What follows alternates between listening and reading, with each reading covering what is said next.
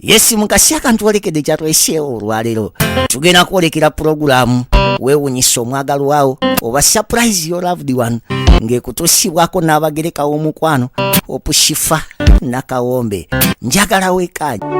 Hello, Africans living in the diaspora, the UK, USA, Canada, Europe, or any country across the globe. You're doing more than 2 jobs, working long hours, holidays and weekends. Introducing to you a legit online business that is going to give you peace of mind, freedom, convenience, while you still earn at the comfort of your home, workplace, anytime, anywhere. This requires no experience or expertise, but only with the help of our mentors and coaches, you are guaranteed 100% success and guidance on how to go about it. For more information about this exciting opportunity, please visit www.veronam.com. WhatsApp or call +1 331 304 5595. Legit online business. Abalungi abatulaba ndi wano kubanjulira Mulongo Diaspora Foundation. Eranga information eri wano wetegereza mukwano ojjeko contacts go wenna eyandyagadde okubeera part of International Summit on Mental Health and Disability 2024 lwegenda okubeerayo ng'era theme global collaboration to strengthen international partnerships in order to improve mental health and disability outcomes worldwide. Bannange Mulongo ategese era nga contacts weziri wansi awo. For more information email query genda ku Mulongo Diaspora Foundation @gmail.com oba ogende ku brendanakato44@yahoo.com oba contacting ku namba z'essimu z'olabaawo wansi. Era nga mukwano ofuna omukisa okuregisteringa ogende e Canada. Tuyingiddewo ne programu yaffe weewunyisa omwagalwa wo surprise your loved one nga bulijjo mikwano tuli mu lugendo twatambudde dda. Bw'atyo Irene n'atucontactinga n'atugamba nti ayagala okusurprisinga omwagalwa we omwami we omulungi. Alina byayagala omwebaza, alina byamusiimamu era nga bambi n'atugamba bingi ku ye. So tuli mu lugendo kubanga tugendayo mubeereko temuvaako. Mbaagala nnyo mwebale kutwagala, mwebale tusupportinga, mwebale kutulaba, mwebale kusubscribinga, mwebale kulikinga, commentinga na kusharinga. Era nga mikwano nga bwe mbagambye awo nga tutandika nti Mulongo Diaspora Foundation mikwano gwe neyandyagadde ogende Canada mbabuulidde contacts ezo bambi mukubire mwogere naye mumanye ekyetaagisa mumanye details zonna ofuna omukisa ogendako e Canada olambule atobere part of the event egenda okubaayo mukwano naye ng'ebisingako awo mumucontactinge Mulongo Diaspora Foundation. Mungobere temuvaako yita ku +25678210159 osobola okujja mu inbox yange n'ongamba Shifa ennamba ya Mulongo saagifunye. Nsobola okuba nga ngikuwa mukwano ng'ate mwogera ebisingawokko. Mbaagala nnyo baswiti mubeereko. Opushifa nakawombe. Hello. Jebaleko nnyabo. Kale mukwano kati nawe senga bwewandagiridde ntuuse Kabaale n'empeta ku kikuba ekyambuka mu katawuni nga bwewaŋŋambye. Kati nyambuse straight sinnakyukamu wadde. Era yongolo yampe. Nzize ng'ekikubo bwe kijja waliwo akabadde kavaako naye siweseeyo. Kaleke sigala ngoti. Kati wano okay nsigadde ku lino uliringa eriba likyukamu naye osigala ku mukono gwe gumu. Kati nzija mpaka wa. Iwe yongere maaso waliwo n'essomero nalyo liyiteeko osigale ngojje. Ogenda kunsangawo wa. Kati nze ndi mmotoka ya black nnene. Ogenda kundaba. Kale ma. Kale nnyo.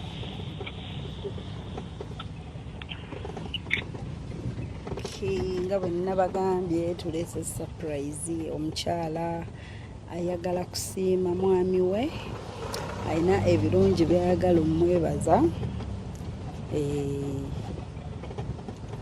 ayina byayagala omusiimamu.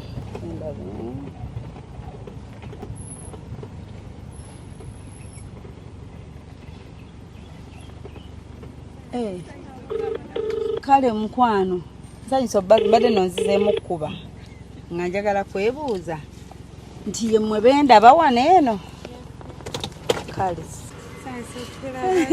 Kale mukwano nsanyusa obbasanga. How are you?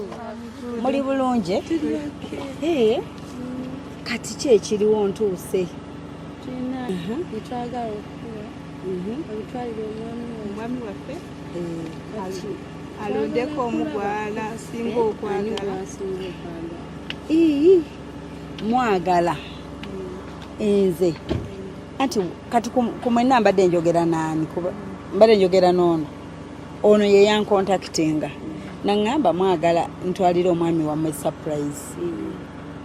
Kasooke ntereere bwe nti teyaŋŋamba nti muli babiri. Nayogera naawe kozi waŋŋamba gwani Irene. Nayogera naawe ku ssimu noŋŋamba ntegeka ekimuli ky'essente keeke ebirabo by'omwami wo. Kati ate gamba nti tuli babiri kati nze nakeberako mu ssimu ye nensangamu ennamba kati ngenda ogijjamu nenjikubako afuna nnamba yono. Bwala yemwe abakazi abasoberera essimu z'abasajja wasoberera essimu y'omwami wo anti mwagala. Kati oba omwagala kitegeeza kukebera mu ssimu njagala kumanya kuffe ani gwayagala. Kaakati kambuuze kati gwe bwe wakubira ono olwowamu n'omuvuma. Nze siyomba. Toyomba? Namulimba. Wamulimba ki? Namulimba ne mugamba njagala kuba mukwano gwo nga talina kyalowooza. Mpulira. Kati we yajja ne tufunako we tulaga ne tudigiddamu. Ne mutuulako ewantu. Ne tunyumyamu ne mala ne muwulira. Gwe wamukubira bukubizi nga laba muntu mukubira nti njagala kuba mukwano gwo. Yafuba mbuuza eggwani ne ngano mubuulira. Paka we namutuukako ne twogera. Kuteekeko ne kano. Wennamala omubuulira n'asooka ye nanyigiramu. Bwe wamala kati ng'omukubako amawulire nti nze munnange ndi mujjawo. Nemugana tonyiga tukikwata empola. Kati we twamala okukkaanya kati ne tusalawo tukubira essimu. Nga mubadde mulaba bu surprise ko mwe kamukubira shifa. Kati nga twagala kumanya kuffe ani gwateba. Nze bw'aba gwayagala sina buzibu. Kaakati gwe bw'aba ate ebyoli sina buzibu. Gwe Irene ono yani? Judith nsanyusa okulaba. Kati Judith ono bwe yakubira essimu kyali kitya? Nange nali simanyi ne musinkana. Badde na wakati wano nfuna omukisa ogulinaanako bakazi bajja bakwatagana. Ndamusinkana ne twogera. Nambuuza byambuuza ensooka ne neewakana ne mala ne mbuulira amazima. Wasooka kwegaana nti omusajja tomwagala? Simwagala era simumanyi nangamba ng'ennamba yonna agisinga nnyo. Kyokka nga mwatudde dda munywedde kasooda mulidde munywedde bye munywedde. Amwanyawo kabiya kasooda. Soda. Ngamba ng'ate message z'osindika nziraba mu ssimu ng'ate zizo konze nze mbadde simanyi nti ye bbaawo. Nangamba kale tukumukoleyo tuwe omuntu atukoleyo ka surprise akamutwalira abeeko ani gw'ateeba gw'ayagala tumanye. Kati kumena ani aleese ssente? Ani ku mwembi? Ffenna tutadde naye okusinga nze. Okusinga ggwe gwasinga okwagala.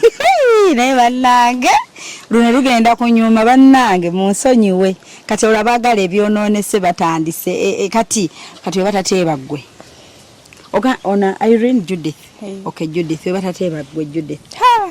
Simanyi kigenda mukolera nga tanteebye kubanga engumi egenda kwaka. Se wali ngoomi. Tanteeba ngaze nga nange mwagala. Kati Irene batakuteeba. Ndakita. Okita ndesirwanira ebyo. Omulembe guno tebakyalwanira abasajja. Baaki. Tewali nsonga lwaki mbanwana. Okay. Kati bannange nze mpulira nnyina na bingi ebyo babuuza. Kati kumwe bw'aba ateebyeko omu bw'ati. Munaasigala muli ba mukwano. tusobola sigala nga tuli ba mukwano naye atebako omu atubulire yasooka ani namba emu gwe yasooka okwagala kuba we muli wante mumanyi ani aba yeeyita nannyini musajja kati we muli awo okyebuuza yenze Irene omubwati oba yenze Judith we omubwati okay so kati kyeneebuuza tugeze ng'atebe Irene Judith anaasigala oli mukwano gwa Irene njakunyiga mulirabye bboba liruma ate nga muli ba mukwano mwetegedde omusajja nga tagabanika anti kati gwe aba omutadde mu mutima mulungi omulekedde ono tugeze gw'ateebye ng'obyesonyiwa awo mbyesonyiwa gw'ateebye kitegeeza nze tanjagalira mulekedde omusajja we nange netandika obulamu naye n'omuleka kati noono bw'asalawo nagamba nange omusajja mwenzi sijja mwagala wadde ateebye nze ffenna tumuleke awo nasigala oli mukwano gwe nja sigala nga ndi mukwano gwe naye mukama ate gwe kiri kitya bwe balonda ono bamulonda nze omusajja muleka naye yoyo mba njagala tusigale nga tuli ba mukwano kati goli oke nga balonze ye nasigala ng'obalaba bapepeya biki singa nalina obuzibu nandibadde mutandika luli naye kati sina buzibu wamuyita bulungi ng'omukyala nemutola kacaayi nomunywa kasoda nomutwalako ffe abakazi tetuba na buzibu naye abasajja kyekizibu be batulimba bajja ne babagamba ngamba ekituufu kati gwe yagamba bigambo ki ng'akutandika era yaŋŋamba ng'abantu nti anjagala naye yaŋŋamba njagala omu nenzulayo munnange oba yakugamba yeggwe wekka yaŋŋamba njagala omu bwe nti ayiriniwe omu kati sitegeera lwaki tuli babirolaba Judith mu ssimu ate nemukubuuza meseji bwogera Judith naye tamanyi nti waliyo Irene kati awo bwe buzibu Irene yagambye bwe balonda gwe tasigala nga mukwano gwo kyekisinza okunyumira kyayagala naye nga nze sina buzibu omwami waffe bamuyitaani erinnya bamuyita Munyagwa Joseph kakati Munyagwa Joseph tuyinza tumufunye tutya munzibireko okusinziira kati gwamanye entambula ze olina bwozimanye naawe olina bwomanye entambula ze kituufu tukuba nti olwo plan tumusinkanye tutyo mukubako surprise nze mbadde ntensabe nti tumukubire essimu gwe omukubire kati gwe omugambe oyina gy'oyagala akutwale kuba avuga booda nze ndaba kyekijja okwanguwa kati nefuula ayinako olugendo gyendaga mugambe ssebo oli wanja akuntwalako kati awo bwatutuukako bwati mu surprising olwansanga tuyimiridde wamu nammwe obanza asookayo musooka kwekweka maama lino eggulire nga siryangu nange kennyini ndi ku pressure kubanga kati singa agamba mwembi nno n'abalonda kati bwabalonda mwembi kale sisuubira n'agamba nyina abakazi bange babiri ntebaaba Irene ne Judith tekisoboka era asooka kutamatamamu ng'atamanyi gw'ateeba bulungi si yakubira nno ye asooka tamatama nga tamanyi naye bw'atya ng'abateebye mwembi nze kyemmanyi omuntu yenna waba alina abantu babiri abaako amuli ku mutima nange kyemmanyi gwajja okugamba muli ku mutima naawe oli iga kumanya ani amuli ku mutima kyenjagala nange tufudde nze nga obunkenke mbuyina mwate muli okke nze ndi mugumu nnyo muli bagumu tuli bagumu lwaki temumenyeke mutima tetulabe ku maziga kisobola kuba wakikowedde ayinza okuba alinayo n'abalala ate nga ffe tukyali ku biwere nda byamaziga beeraliikirira bagenda babakwata bwe bati mu kiwato babawala batuula bakutte bati nange kamuyita nvuge ngituuleko bwe nti mukwate mu kiwato bwe nti anti baba batya oggwa kyaka nammwe bate babafuna mwamukwata mu kiwato bulungi mukwata naye watula ku boda wali customer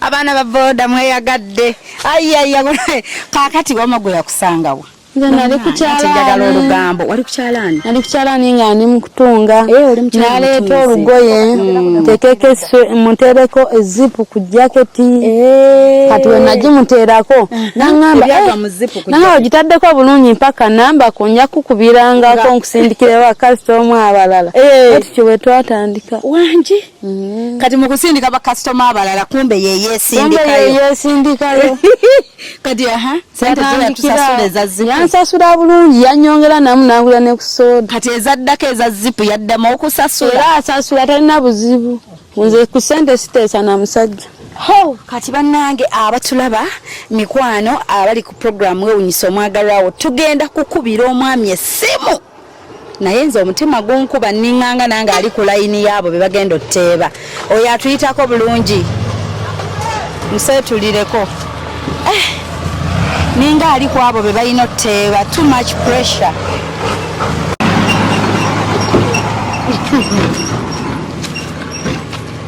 naye mutusabire batuteebe kati ate ŋŋambe ki nsabira Irene nsabira Judy nange binsukkako naye beesaliddewo baagala okumanya amazima olinagira nga mugaba n'ekifo otabula amaka g'abandi kati mba ntabudde galiwa ddala mba ntabudde galiwa wano tewali mu abali mu kwetabula kati mwalwaki munonooza ebintu ebyo nanti love obanga olina love nnyingi olina okumanya omwagalwawo kikyakola kikyatakola akulimba oba takulimba bagamba love oba oyagala omusajja bagamba bonoonyereza enkoko oba kyeridde kati lwaki musosonka ebintu ne munoonyereza mubadde buli omu bamwagalira gyali nga mulyokke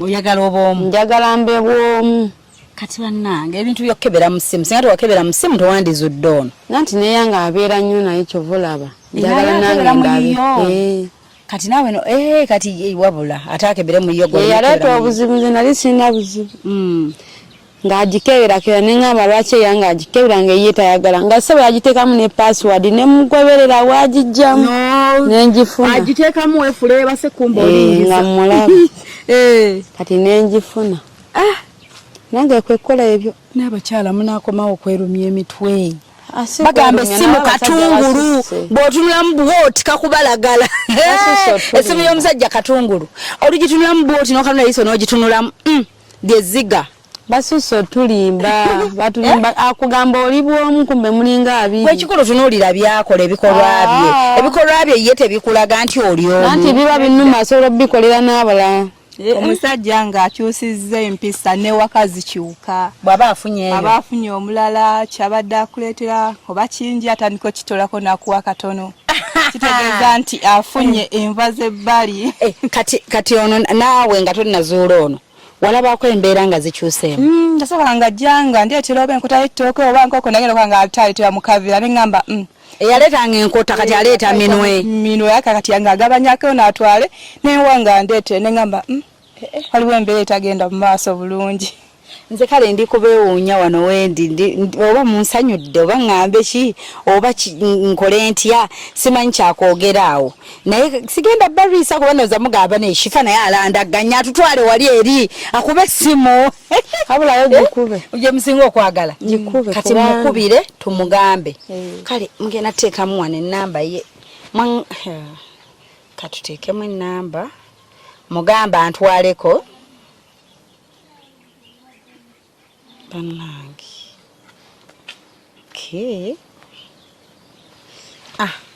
mugenda kuwandiikamu ekisimu bannange abatulaba abalungi abwe tutyo katugendeko mu bulango awo ate tukomewoko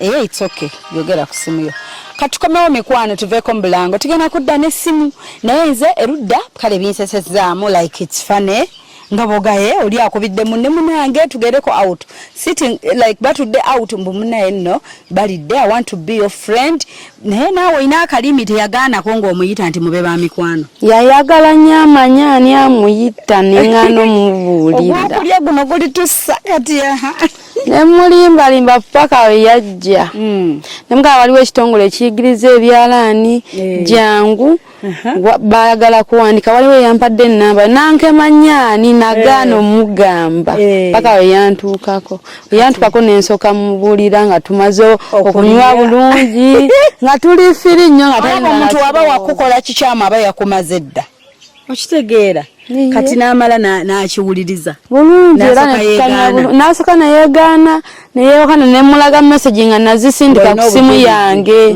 nemugazi ne message sigwe wazimusindikira wazesindikira okuva ku simu y'omusajja abakyala lwaki tukola ebintu ebyo nenzesindika nenzimulaga n'amala nakkiriza nangamba amusonyiwe nemugamba kusonyiwa sina buzibu kuba naye yakulimba nga nange bwannimba kati tukole bwe kukubira. Alright. Okay, katugene musimu ya fenenga, katugene ko mbulango nga bwe mbagambye. Mulongo Foundation yawo Canada ina kyabagamba kambatere ya kalango mikwano mukagoberere bulungi okope namba y'essimu gwayagala okufuna omukisa okwekyalira ke Canada okugendayo okulambula okukola ki so details kazijje maasawo ate olabe kikyagamba ate bwetuvaayo mu Mulongo Foundation tugende kate ku legit online business mikwano business eno guno mukisa gwammwe abali mu diaspora mu nsi ez'enjawulo mbagala nnyo mbeereko temuvaako Hope Shifa gemanyi. Hello Africans living in the diaspora, the UK, USA, Canada, Europe or any country across the globe. You're doing more than 2 jobs, working long hours, holidays and weekends. Introducing to you a legit online business that is going to give you peace of mind, freedom, convenience while you still earn at the comfort of your home, workplace, anytime, anywhere. This requires no experience or expertise, but only with the help of our mentors and coaches, you are guaranteed 100% success and guidance on how to go about it. For more information about this exciting opportunity, please visit www.veronam.com. WhatsApp or call +1 331 304 5595. Legit online business. Abalungi abatulaba ndi wano kubanjulira Mulongo Diaspora Foundation. Eranga information eri wano wetegereza mukwano ojjeko contacts go wenna eyandyagadde okubeera part of International Summit on Mental Health and Disability 2024 regenda okubeerayo ng'era theme global collaboration to strengthen international partnerships in order to improve mental health and disability outcomes worldwide. Bannange Mulongo ategese era nga contacts weziri wansi awo. For more information email query genda ku Mulongo Diaspora Foundation @gmail.com oba ogende ku brendanakato44@yahoo.com oba contacting ku namba z'essimu z'olabaawo wansi era nga mukwano ofuna omukisa okuregistaringa ogende e Canada. Okay, mukulikire mubulango baffe mikwano nga bwe mbagambye nti omukisa guno gwaffe gwange naawe gwe andaba tulina kye tuyita International Summit on Mental Health and Disability 2024 mulongaze ategeka and this is the second gundi yenga agitegeka eyo ababayise Mulongo Diaspora Foundation bwe bamuyise theme yaffe egenda kuba global collaboration to strengthen international partnerships in order to improve mental health and disability outcomes worldwide. Tukomyewo bannange tukomye nga munteereddemu ennamba y'essimu eya mwami ani Munyagwa Joseph. Alright, katumukubire tulabe naye buzibu wabe wala sisuubira nga aliwa. Hello. Gyebaliko mwami Munyagwa. Kale nnyo. Bane oba mpulira bulungi mpulira empewo ku booda. Na customer gwenvuga wa. Nga ndabye kyokka mbadde nyina atera okunvuga naye ngambe taliwo ku stage nampe ennamba yombo nkubire ggwe. Ennyo. Kati ate naawe ate toliiwo kyokka ndi ku bwangu. Oli luddawo. Mbadde ndi wano munda. Ndi osobola kumpamata kikanga 10 nga kubanga sebo nziremu kkubire Mudakiika 10 ogenda kuba customer mutuusizza. Nga mutuusi. Kale naye kandaye wano wennyimire wanakwanguyira okunnona. Kale. Bambuza ndiwa nga simanyi bwe mugamba nti oba nnyimiridde kulinaana kino kati kandabe.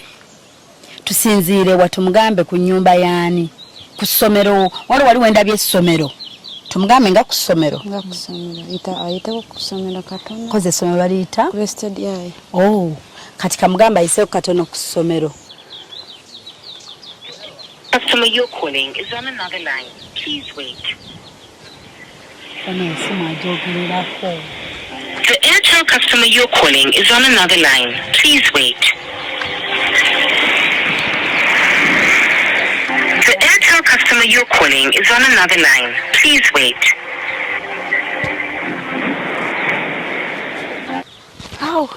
Ate ababoda amanyi okulimba. Akugamba ndi kumpi wano dakiika 10 ng'agenda wala. Nagandi wano mpeta. Banayi. Naye mwe temuli ku bunkenke. Nze ndi mugumanyi. Atidda utakulonda. Hello Sebo. Hello. Yes, owanti mune nizo nzirire dakiika 10 ziseewo. Ndi mukuwonzija. Ndi wano ng'oyise katono ku Crested. Just obuukawo ennyumba nga 3. Yes Sebo oba onsanga. Baye kanyago mangu nnyo. Kale bambi. Yes Sebo nkulinze.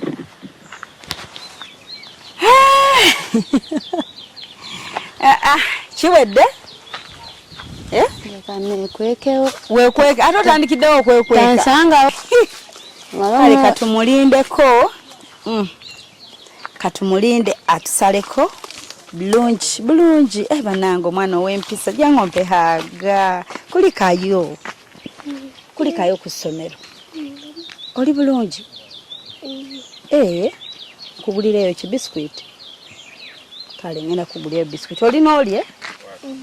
Ate ng'omuleka. Mulindeko.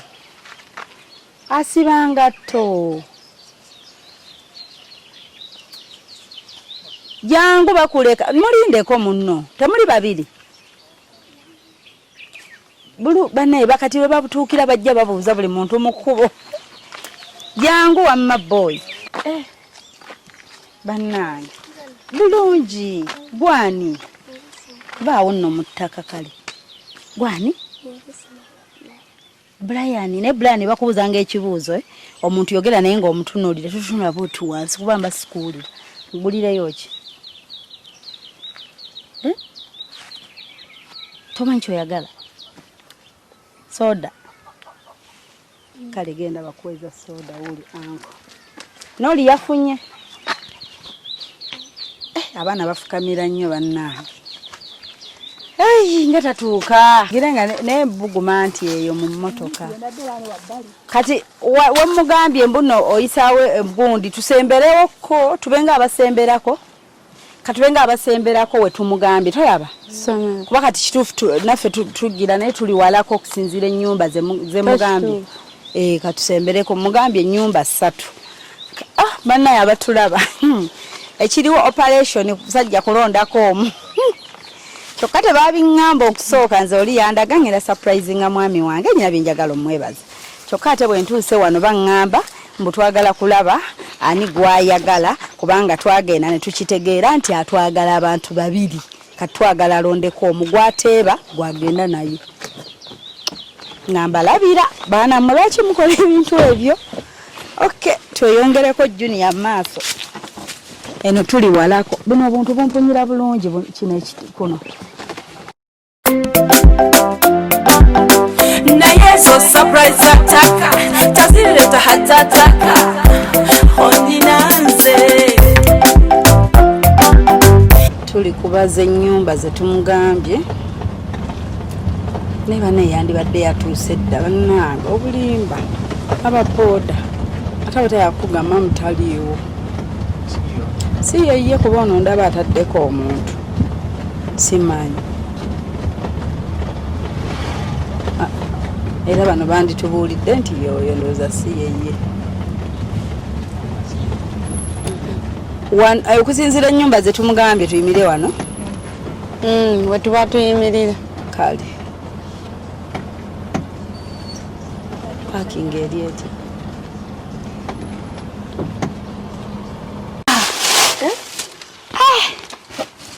wewale mukisiimye ekimuli simuli kirungi nnyo.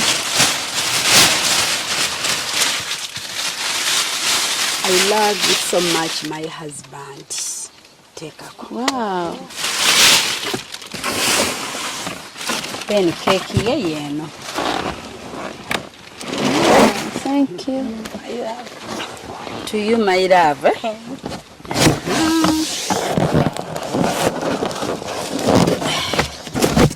Kati auntie, Junior jukira avako ajja kuntwala. Kati ayinza olowooza nti antwala nyina ebintu byenkutte. Tokiraba? Kubanga ababoda abatwala omuntu aba azina byasitudde temulaba. Kati nze kankikwate naye nkitunuze eno. Kati weed nawe okwate cake. Okay. So, mwemwekweke mukutame kubanga jjukira taveeno eno wali essomero ajja bwati kati tabalaba jango gale ozeewo oluggi kati naawe wakeeko ogenda soko oyingireko mu bitooke wali okitegedde nange ekimuli nkitunuze like this tolaba kanyimireko wano mu kikombe kubanga aleme kwebuuza ate gwe alina emmotoka ate lwaki ompi twetalira abakyala ababiri abaagala balondeko omu be bali mutwetaza Junior ate gwe weekweseewa Junior naye weekweke abasajja bagezi beebuusabuusa ku nyumba gwenda bw'obeera mu bikajjo within ekifaananyi oba okifuna owa keeke genda naawe obeere ne Junior eri emiti ginaafumita keeke genda eri sayidi ya Junior gyali Junior kati kamukubire ndabe waatuuse kati nze ayinza olowooza nnyina migugu. Okay, bismillah. Ai Allah tuteeremu obwangu.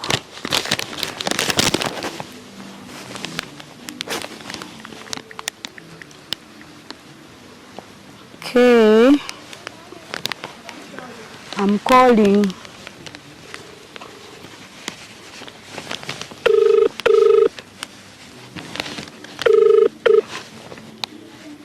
Hello. Saba muna nga totuuka ndireeti Nkutuuseeko. Oliwa? Nagambye you requested it. Benengera. Oyise moto waliwo gwenda bya parking ze mutuka black agiseeko ndi mabega waayo. Ye gwali mu gundi ya red. Jacket ya red. Yenze sebo. Yenze. Atuuse. Ubere stand by. Yenze sebo gye baleko sebo. Kantuule nyina byentwala maama kata bingireko. Kakati surprise. Surprise? Yes sebo. Nze kukubako surprise. Kwewuunyisa bali bakwewuunyisizaako. Omuntu nakugwako nakwewuunyisa. Bannange. Nga mbali sisuubira. Era surprise baba tebagisuubira. Bakugwako bugwi. Nga nyagikutisse. Kati munnange waliwo omwagalwa wa tutisse surprise. Natugamba tukuleetere ku birabo tolaba keeke kuliko to you my love. Naye kino ekimuli bwekitibwe kiri. Ku kimuli n'ateekako I love you so much my husband mama. Mpewo ekitwala nno kansooke nkiwumuze wano. Oba osooka opaakinga epiki ogise bbali tunyumye bulungi.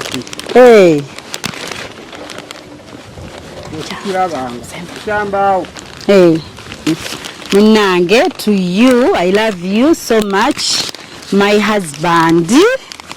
Kirabo kyo bwekitibwe ate kamera zaako. Anti eyantumye amune abantu babbi tebalina mazima. Kati eyantumye yagambe tukubeyo ku bifaananyi alabire eddala nga tukwasiza. gwa ate mukyala w'omuntu omuntu abamanyi mukyala we nga abadde yagenda wabweru tali Uganda tali mu Uganda kino I love you so much my husband mukyala wa tabanga yakomyewo aliwa nga yakomyewo nga tagambye munnaye tomanya abantu munnaye balina engeri gye bakolamu surprise zaabwe simanyi soko kikwateko emyaka kibeera ddala bweru ab'ebweru sikwegamba be bakola bino kinkolera kati sebo yaani gosuubira mukwala wange bamuyitaani erinnya ye Linda bannange Linda bale kwagala mwami wo Linda omugamba bugambo ki okusinziira nti gooteebye omwana mwagala nnyo ate singa mulala gwe nsuubira mukola kintu kino kuba twayagalana nemusuubiza nenda kwekuuma mpaka lwalidda era singa mulala gwe nsuubira kumpa kirabo kino laba Linda bwoba omwagaliza kayimba oyinza mwagaliza kayimba kiringa akayimba naye n'obuyimba bungi bwoba wakwagalizaayo Linda akayimba ngina mukubira nno okusimu oyogereko naye naye oba wamwagalizaayo kayimba oyinza mwagaliza kayimba ki oba kayimba ki wakuguka musawo kayimba mutuwulire wakuguka musawo oyogera bwogezi n'empona ate balisoza byokozesa butuufu nnyo bannange toli okakomezaawo ate mbadde ntandise dansi akasigadde nyakayimbira ye nga muli babiri nga tuli babiri mugambe byonna okusinziira ku kyendabye bannange oba ntandike ntya bwe mugamba obugambo bwonna oba nyambale ntya tabanga alina waali nga simanyi naye kyemanyi ngenda kukuba essimu naye njagadde nkuba essimu ng'obugambo obwo obwogedde wano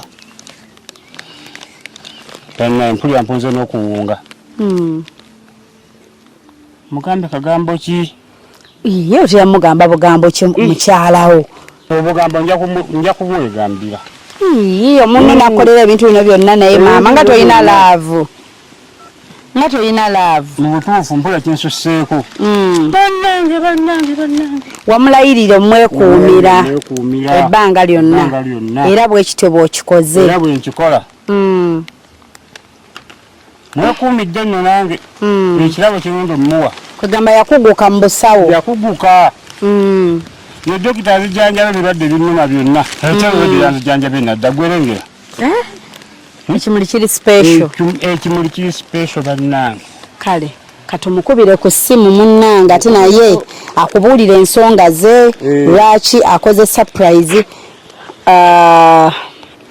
hello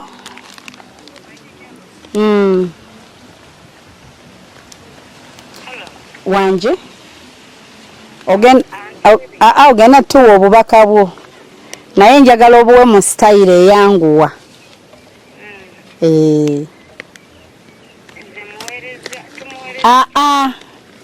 nedda obubaka bwe dengera Linda wuli ajja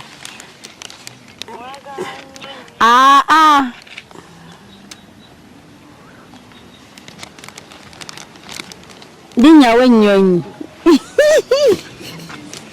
tunula eri Linda ajja alinnyawo ennyonyi tebanga ye emmotoka emuleese bannaye zonna oba jjira mweno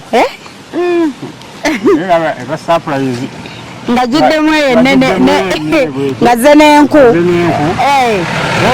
abantu nno nga bateeka obukodyo mu surprise bwe tunula eyo agenda kujja agenda kujja Linda agenda kujja naye womulabako bwoti ogenda kukolota amanyi abakyala batera okuba abakodo naye laba omukyala kyakoze bannayagala akusanyuse ng'omulabye n'okolota n'omusitula n'omuwahaaga ng'olina laavu Kamulinde mulabe. Ajja alabika ali mweyo.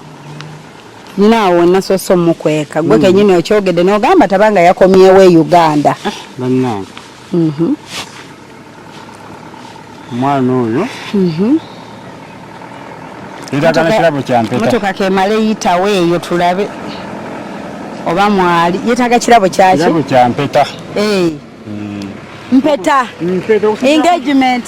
Okusinziira ku kirabo ky'endaba kino. Bannange katubaleetere muyitewo. Tunule eno kati. Surprise! Abange. Obamanyi abo? Bano. Judith.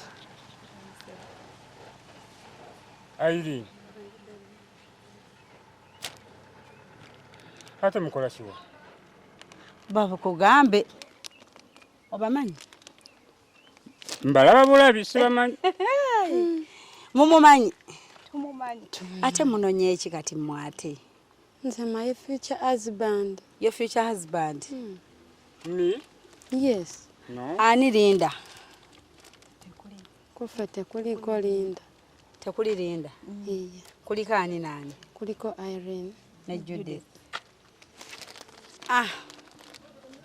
Bano be bantumye okukolera surprise. Batebye Linda gwe basuubira okuba nga yatutumye. Linda yani kifa? Ate nze mumanyi mumubuuze Linda yani sebo? Linda ye mukazi wange. Bulijjo bwotyo bwonnimba bulijjo bwotyo wonfula omugwagwa n'otusirwaza ng'olinayo Linda. Nakusirwaza ntya? Waŋŋamba onjagala bw'omu. Ate kati laba basajjamu obwenzi obubali n'ozungako ono n'ozungako oli. Gwe mwezi busajjamu ebisirani bye muyana okyalemera nnyo ku booda n'obeerawo ng'obwenzi bukuzunza obwenzi bw'oyina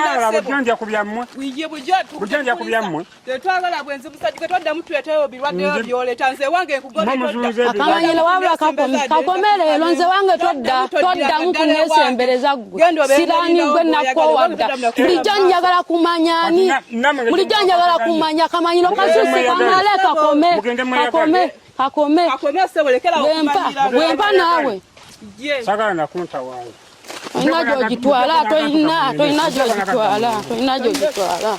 oyina gy'ogitwala ate ne piki mugiwambye talina gy'agitwala Pozimala kumanya Linda yani gwe njagala omanya kati fe bulijjo otweyambisa bweyambisa ngambe yambisa mukola njagala okoma okumanyira abaana b'abantu gwe ssebo kamanyiro kakome leero kakome ate siddamu okulaba newange ekimala toddamu kujja na wange gusajja gwe mpulira ng'onkoye mu bulamu bwange toddamu wadde n'okunsembera nkukyedde ddala obulamu bwange mulesa abakamera bumukola surprise byebiki obwenzi bwaki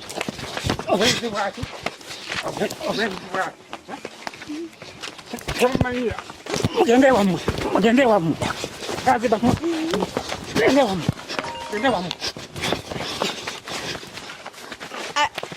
Judith. Gende wammwe. Linda ye mukazi wange mama w'abaana bange. Ogenda teekako nekyo.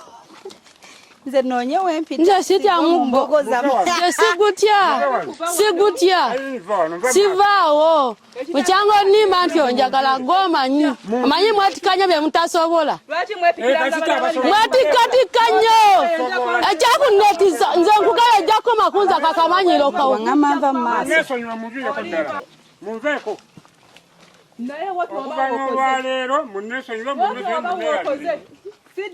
kati nze obudde obwange sibwononera bwereero ojja kuttunka nange nze nkubuulira ojja kuttunka nange nze nkubuulira ojja kuttunka nange nze sibitya nze sibitya nange omusajja mwezi gwamanyi muyite nze sibitya bubotisatiisa nze sirimu mubotisatiisa wadde omanyi nti no naabimanya wadde obimanyi Bwada wendi nabimanya. Ojjako makunze nze nkubuulira ebyo byoliko weerimba. Ebyo byoliko weerimba. Manyi mumanyira nnyo. Munviire wano. Mujja ku piki y'omusajja.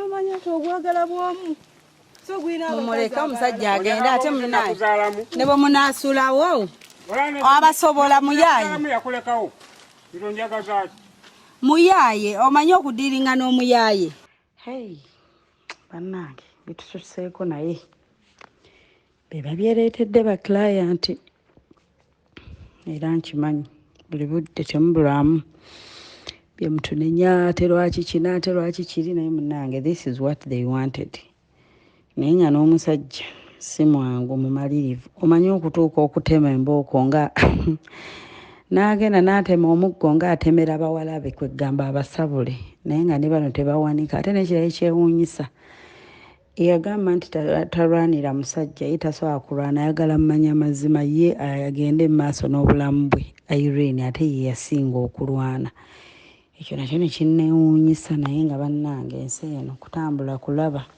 ebyewuunyisa tebiggwaayo ntiisa nze tontiisatiisa nze tontiisatiisa mubotiisatiisa siriimu kakamanyiro nkugayo ojja kakoma ku nze nako tujja kakumako omuliro bere nga tokyakayina oyo olinda akwewanyisa nekana ajja kasinganga tekayo n'obuzina bwena ajja kusinganga nekale okukuba ebiraka nze sibiriimu bannange genda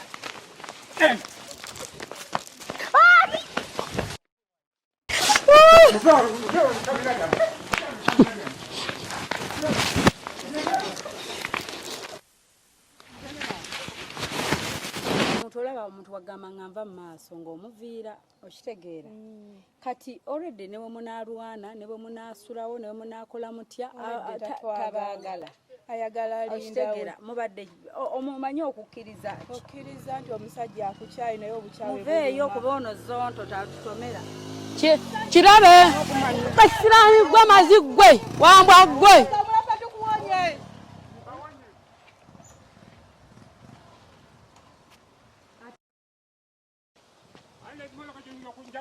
Otusiri walirako gwe genda genda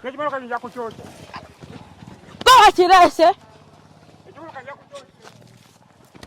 kirese gwe gowa kirese manyira abaana b'abantu ojjako makunzi akamanyiro gwe kyomanyidde kimala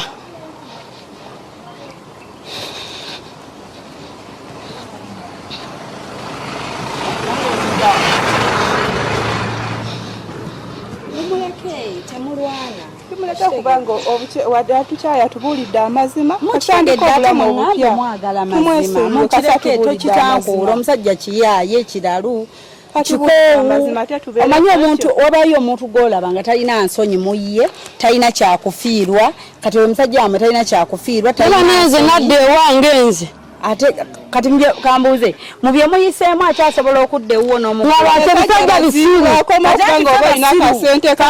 abasinga obusiru gwamuggulira n'omukkiriza ayingire mulinzi abamubadde muwane sente twale tumuwa kasente badde muwa kasente naye nga nimbalima ti ngenda kola kino nga sitegera nabyakola nawe badde omuwa ku sente nze sente zemadde mundekamu ozimanyi anti mune yabagambye ye mulungi bwe yalungi waye kale obulungi bwe kale bumubeererewo nze muddamu ne mulabako ewange ngeza ati mbuno ogenda beereyo ng'omulinda anti kati abakyala emubeeredde abazibu kati ekikugaana kukwata simu mukubira jangu onone ebintu byo ewaka nze muwala w'omufu kale omugendo okuddayo ng'ennyaba zizibukira ngenda kubwokya ewange taddasala kuddamu mulaba kirungi nze mbadde siinayo nze mbadde ngera ne muguyaguya natandika okwetooda mugulire engoye anti nze sagala nkubira omusajja nga tayambala mba njagala anyirire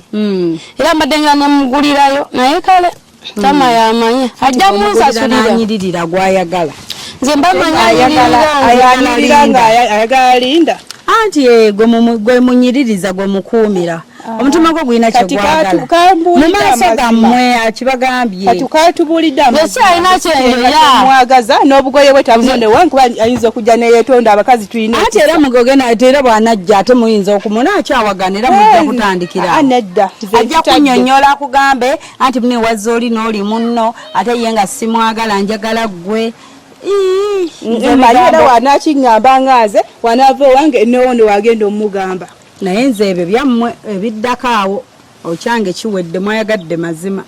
Kituufu amazima tugategedde. Era weebale. Ate osanga ate erudda kalonde mulala atali ku mmwe. Ate nammwe osanga mwanditabuse. Si kyo? Kituufu ekyo. Nammwe ngammwe mwandiwulidde era bubi. Naddala nze oba. Naddala nze. Era waakiri kati tusigale nga tuli bamukwano kasite tukitegedde. Abasitutunga n'oyo omulaba talina makulu. Abajjafuna abasajja abalala abasajja bangi oba mugenda nnoonya ne Linda naye mumutabule naye. Ate yagende bwe tetumumanyi. Atunke ne Linda temumumanye. Kati mubakubanga naye ekyomukisa omulungi ffenna abadde alina kyatufunako.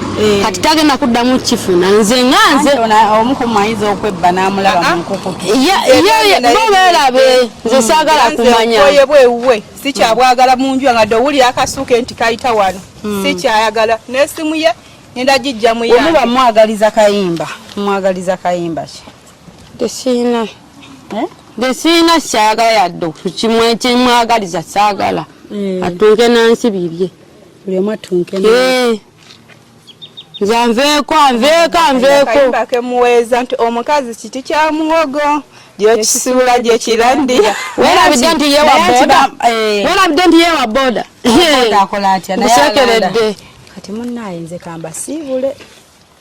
Mbeesonyiye mbalabyeko. Sorry ebivuddeyo.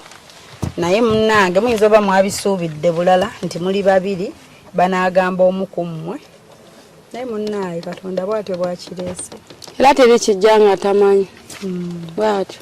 Naye nga omusajja waliwo omuntu g'odiringa naye nga ye muyaaye. Kati oyo muyaaye. Omanyi omuyaaye taswala. Era omuyaaye ataswala abeekalizzaamu. Temutwala nti muli babiri. Alubalesseemu. Alutuleseemu. Kuba ye yatukwana ate wasalawo nti bw'atyo waakoze aba alutuleseemu. Era abamaze akajanja. Ate mulina kye mugamba. Nze nadde njagala kumanya kituufu nti mmanyi kati sikyagala kumanya bibye yamanyi. Ate simulaba yeewange. Yabitandika n'obinonooza. Yalinga nnimba. Ng'obudde bwe mwononerako bungi ssente zange ze mwononerako nnyingi. Akamanyiro kakome leero. Tegedde ekituufu kati sagala kumanya. Kaleega teri kuddamu kulumya ssente. Abalangidde omuyaaye abamuyaaye bannange. Kati abakyala abali eyo mubagamba kyabatulaba. Abakyala abali eyo beegendereza nnyo. Era okyabawagira okebera mu ssimu z'abasajja. Nedda. Era obanga mukazi oliyo ng'okeera essimu y'omusajja mukwano byesonyiwe bimenya omutima togenda mumala gumenyese. Era kumenyese kuba tubadde tumanyi alina wagambidde nga gumenyeka biki singa otambula. Wabula mulina omuyaaye agambye kati nga omutima gwe gwamenyeka wandibadde okyali awo. Ate ebigere nti alina wagambye kasita mwetegedde mugende mweyagale nga mmwe babiri. Tujja sigaza omukwano gwaffe ng'abakazi naye ye tumumaze tumutadde. Kuba tulaze kikyali nti bujjo atumalira budde. Kati kino mukyenyumirizaamu kye mukoze oba mukyejjusa? Nze sejjusa. Nze nkyejjusa. Kubanga. Lwaki okyejjusa? Kuba senga tetukikoze nnyo oba tetwanditegedde tolisigadde oba akwagala nga gwe tumanyi tewaliyo ebirala. Nobeera happy. Kati gwe wejjusa. Wejjusa ku kino. Ekibaddewo ntukoze ka surprise ate ne katumenyera bwe. Osigadde ate oli singo. Oba olinayo omulala? Mbadde sinaafuna mulala. Obadde olina ye? Mbadde nyina ye. Kati kanjira mbyesonyiwa mukama bali bampadde omutuufu owange nambeera naye. Kitegeera. Wejjusa oba tewejjusa? Nze sejjusa lwa nsonga. Abaddewo nga nnimba nga mbikkiddwa bubikkibwa. Kati ntofa kumanya mazima kufayo omutima gumenyese. Nze sirina kyempulira yadde ndi firi bulungi lwa nsonga. Kunwanya lwaki? Lwa bigambo by'abadde anziramu. Just bye binnyiziza kuba bimanyira. Kyekinyiziza. Naye nze ndi mugumu kuba bulijjo njagala mmanye. Kwanza bulijjo mulaba essimu nga buli watuuka ewaka. Agiteeka mu silent nga neebuuza lwaki paka bwe nazuulako oyo kati nkitegedde ku ffembi babiri tekuliiko ali ku mutima gwe Linda yaliko kinsanyusizza nti bulijjo mmanyi nze gw'atayagala nzekka otegedde mbu wali ono mulala kyekinsanyusizza osanyuse nti otooma atayagala bijama nze kagwa atayagala ngana buli watuke akasimu agiteka musere nti nga nebuuza lwaki kumbe tuli bangi nawe linda gwagamba like si yeyeka no waya mwatudde ne mugana ye kati kubudde buno yamuliko ku mutima n'ekyemanyi si yeyeka tumusabire ne linda abenga ayinayo naye gwalaba ate ne linda ayinza okuba nga tamuliiko tusabe linda amumenye naye omutima bajja mumenyera ddala abasajja bali eri alina obusente baddeko ono ali ku boda nedda era naye ajja kuvayo nga takyamuliko nga babaagala abaami ba boda nno ojja gamba boda obuboda tulabe mumulwanidde oza tewaliyo balala ngentegedde ekituufu abo ababoda obadde olina waawe ebbali gozzaawo sirina naye nze manyi mukama waba yatunda abasajja 10 omu naakukyawa omwenda gukulinze kati lwaki nzitunka n'oyo omu omwenda gubayo nga gukulinze gubayo nga gukulinze lwakuba guba tegumanyi ate bangi babana batya nti oyo alina gundi oyalina gundi kati ekikyankitadde muka bajja kuleta owange smart kati temutidde biteekayo babirabe temuswale nze sitya abawala nabo nze sitya namwagala ate oba tetubiteekayo linda wooli aleme biraba biteekeyo anti linda ajja kunyiiga anyiige fe tetunyiize tetulina musaayi nga ye kati musazeewo tumulabise linda amanye akitegere nti naba mulimba ayatulimba naye bwali mu mulimba yesotingire yafuna omulala agenda okukomawo nga kyaliko akitegeera ebirabo mubizzizaamu naye nga kyenizo bagamba nti sorry naye mikwano bakazi bannange sorry mugume wangi taata akasana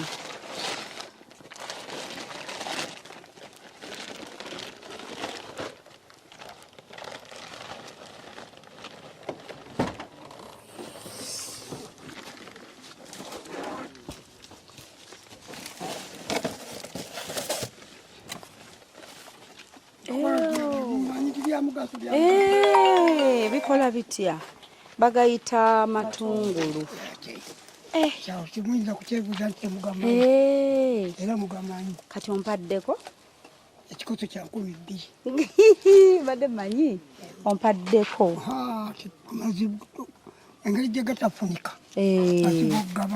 mazibu gaba Junior nawe oyagala otwalireko bebi weekanuune twongereyo kale eddala ery'ebbiri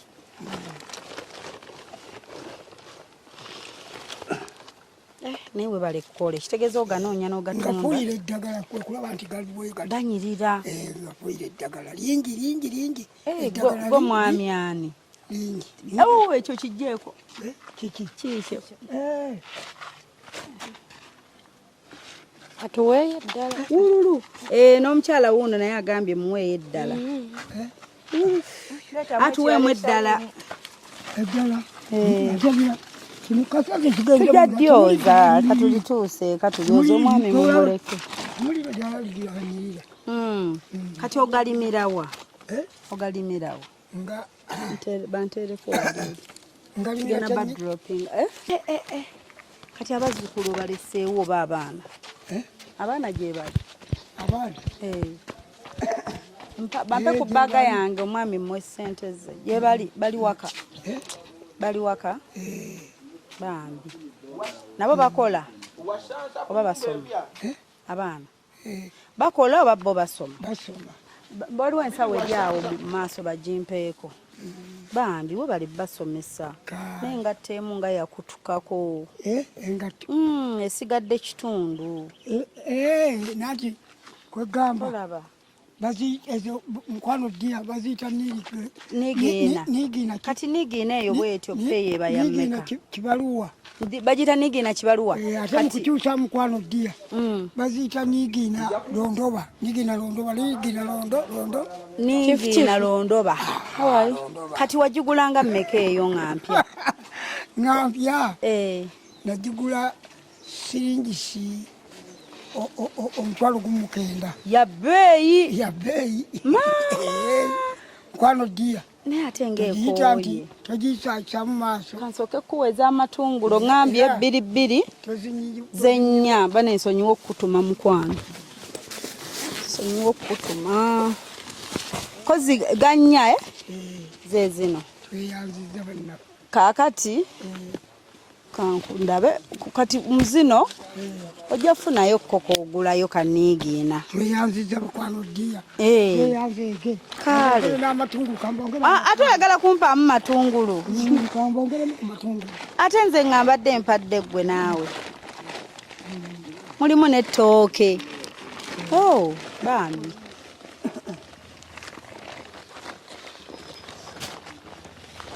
Agambye bagiyita londoba. Naye muyasigalako kitundu. Ali n'okunoonyeza essava. Nze madde njawoguzeeko ku balala. Ate ogamalawo. Ono kapito. Kati laba gonna ate ogaleeta kale mpalimu. Tompa bwombi. Kati kano kamala. Kale webali bana. Mukama akuteremu omukisa naye genda ogula akagatta akalala kuba laba ekigere kino kiribwe mukwano ddia. Kagule mukwano ddia. Ngenda ogula. Kale mukwano ddia. Naye sente tezigwa. Era eno ekyandeese kutunda matungulu. Kale kankusabire gaggwewo. Kale mukwano ddia. Abagabo n'abagole mu Luganda abagole nabe tebabakyayo olowooza. Mulabye wali nafaananiramu owewaffe bamuta Munyagwa ng'agenda wali bwoti era ngambye obasa Munyagwa kaneetegereza naye ngeza okwetegereza ddala nga yoyo mukwano ddia nga Munyagwa yennyini kale era mbadde mumanyi nti Munyagwa mulabyeko baakwanagana manya baafaanagana ne Munyagwa. Kale mukwano ddia. Kale bannange abagabo obako omukyalo omundabira n'abagole oba Kinyarwanda mu Kiganda abasajja abakitiibwa n'abakazi bakwano ddia bannange tusabirigane. Kale mukwano ddia. Ate nebirala wojje emaali mukwano ddia. Kato kakwebaze mu nnimi bbiri mukwano ddia. Kale mukwano ddia. Ekisilamu n'ekikatuliki. Amina. Alhamdulillah rabbil alamin. Amina. Mukwano ddia wojje emaali. Katonda akuddizeewo. Amina. Kale bannange tusabirigane. Kale mukwano ddia. Omukyalo omundabira. Kale mukwano ddia. Bwana tuve wano tumujje tubatwaleko tugende bannaaye abatulaba. Bye bye for now. Tubagala nnyo. Gulawo nkuno nkwekuhaga. Ogambye otya? Nkuwulidde ng'onjogerako ki ky'ogambye? Mukazi mulungi. Ogambye mukazi mulungi? Aliwo omulungi?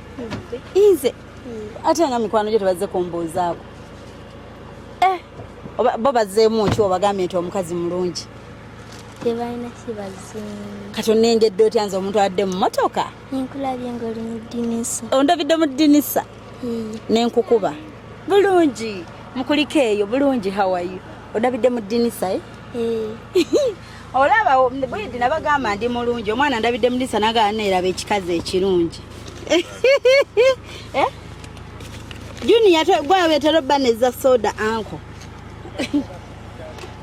Anko. Leta baguleyo soda. Aha, bali basatu. Buli omu 5 kati naawo 5 Pani. Kale muddaka wasiize ne Cutex. Dalona ajja kuba naye ekikazi kirungi. Sokola we Cutex. Laba enjala yazikozeeko Cutex ate ziringa ezange. Naye bino jasiiga ng'omaze kusoma bw'omala okusoma ng'osooka obisiiga nga biba birungi. Kandabe seeti yo. Mulimu ki? Kati eno gye weesiigisiza ku njala si kyo? Kale ojja kwesiiga kasita omala osoma awo n'oba weesiiga. Bye bye. High five. I love you. Kale bye. See you. Okay. Obadde oli mu kulaba Opishifa Kawombe. Tusinkane nate. Hello, Africans living in the diaspora, the UK, USA, Canada, Europe, or any country across the globe. You're doing more than 2 jobs, working long hours, holidays and weekends? Introducing to you a legit online business that is going to give you peace of mind, freedom, convenience, while you still earn at the comfort of your home, workplace, anytime, anywhere. This requires no experience or expertise, but only with the help of our mentors and coaches, you are guaranteed 100% success and guidance on how to go about it. For more information about this exciting opportunity, please visit www.veronam.com, WhatsApp or call +1 331 304 5595. Legit online business. Abalungi abatulaba ndi wano kubanjulira Mulongo Diaspora Foundation. Eranga information eri wano wetegereza mukwano ojjeko contacts go wenna eyandiyagade okubeera part of International Summit on Mental Health and Disability 2024 Regendo okubeerayo ng'era theme global collaboration to strengthen international partnerships in order to improve mental health and disability outcomes worldwide. Bannange Mulongo ategese era nga contacts weziro wansawo. For more information email query genda ku Mulongo Diaspora Foundation @gmail.com oba ogende ku brendanakato44@yahoo.com oba contacting ku namba z'essimu z'olabaawo wansi. Era nga mukwano ofuna omukisa okuregistaringa ogende e Canada